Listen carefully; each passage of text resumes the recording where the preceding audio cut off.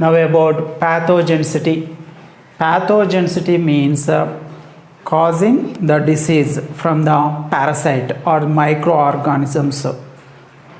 Which one of the disease and what about the symptoms that are appeared in the body of host? That is about the pathogenicity.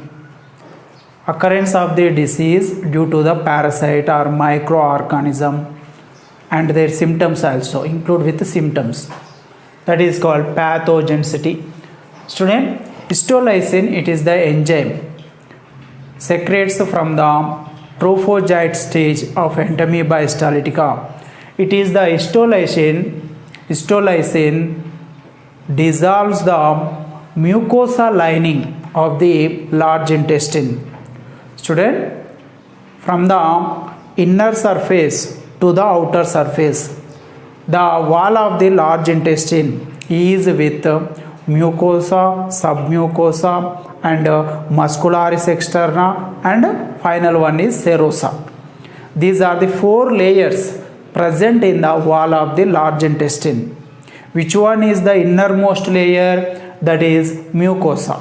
Mucosa, submucosa, muscularis externa, muscular layer that means, and outer layer that is serosa, that is formed by the mesothelium. Okay student, mucosa is the inner surface of the large intestine. It is dissolved by the histolysin enzyme by the trophozoite, and student, it is the trophozoite enters submucosa layer of the large intestine and cause the ulcers. These are the ulcers. Ulcers means inflammatory conditions at the part of the large intestine. Okay, ulcers with the cell debris. Cell debris means material of the cells, tissues, substances, dead cells. Cell debris, ulcers is with cell debris and also with the lymphocytes. These are one type of the white blood cells and red blood cells and also with the bacteria. These are the ulcers contains cell debris, lymphocytes, red blood cells and bacteria. Next student, cause formation of the abscesses. Abscesses is includes with the pus and also with the inflammation of the tissue region, inflammation of the tissue, inflammation of the cells, also with the bacteria. That is called abscesses. Student, cause formation of the abscesses in the wall of the large intestine. Okay, and it also leads to the stools with blood and the mucus. Students, stools means these are the feces that is discharged from the large intestine through the anus. Fecal material, that is discharged from the large intestine to the outside of the body through the anus. That is called stools. Stools with blood and the mucus. It is also one of the symptoms. Abscesses in the wall of the large intestine, ulcers in the wall of the large intestine, and also is with the stools with blood and the mucus. These are the symptoms. Okay, and which one is the disease? Which are the symptoms? These are the symptoms appeared in which type of the disease? That is caused by Entamoeba histolytica. Entamoeba histolytica causes amoebic dysentery or intestinal amoebiasis. It is also called tropical amoebiasis. Okay student, these are the symptoms. Ulcers, abscesses and stools with blood and the mucus are the symptoms of amoebiasis, amoebic dysentery. Okay, intestinal amoebiasis or tropical amoebiasis. A student, and what about the carriers or asymptomatic cystic passers? Carriers, asymptomatic cystic passers, that means some amount of the persons having tetranucleate cyst in their stools. Stools releases some amount of the persons is with tetranucleate cyst. Tetranucleate cysts are infective stages to the man of Entamoeba histolytica. Entamoeba histolytica is with the stage, these are called tetranucleate cyst. Tetranucleate cysts are releases to the outside from the man through the stools. These are the tetranucleate cysts or infective stages to the man. Okay, student?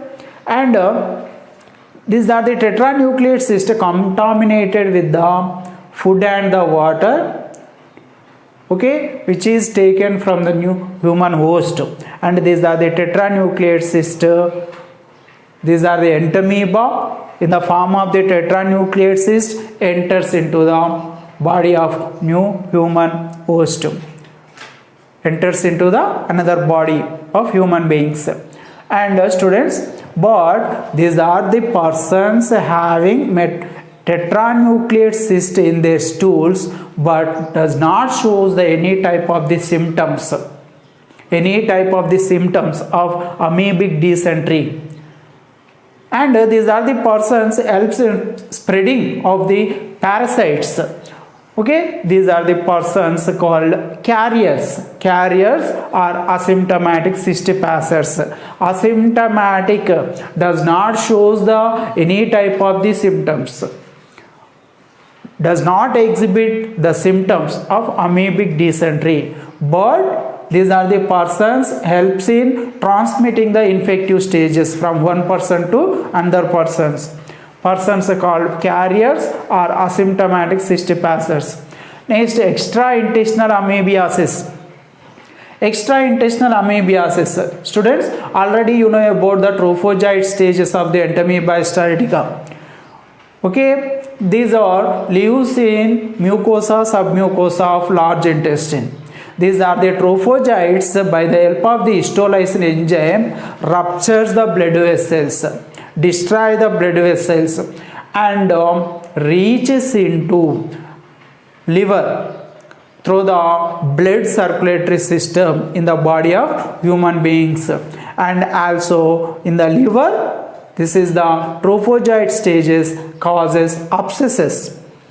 Okay, this is also termed with secondary amoebiasis. From the liver via the blood circulation, these are trophozoites entered into the reaches into the lungs and heart, brain, kidneys, gonads. Gonads means reproductive organs, and causes the abscesses in these organs also.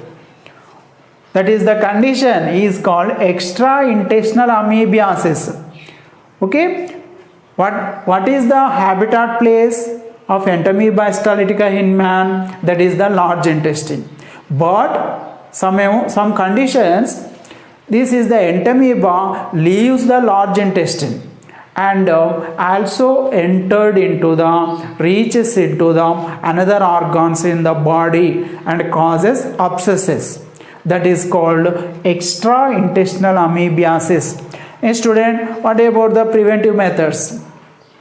Some of the hygienic conditions, hygienic methods and followed by the individuals. Okay, it inhibits the spreading of the parasites. What are the preventive methods, prophylaxis methods?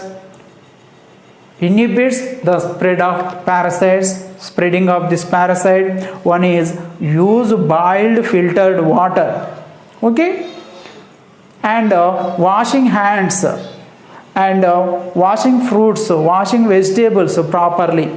Next, using septic tank toilets. These are the prophylaxis methods. Inhibits the contamination of the Entamoeba histolytica stages.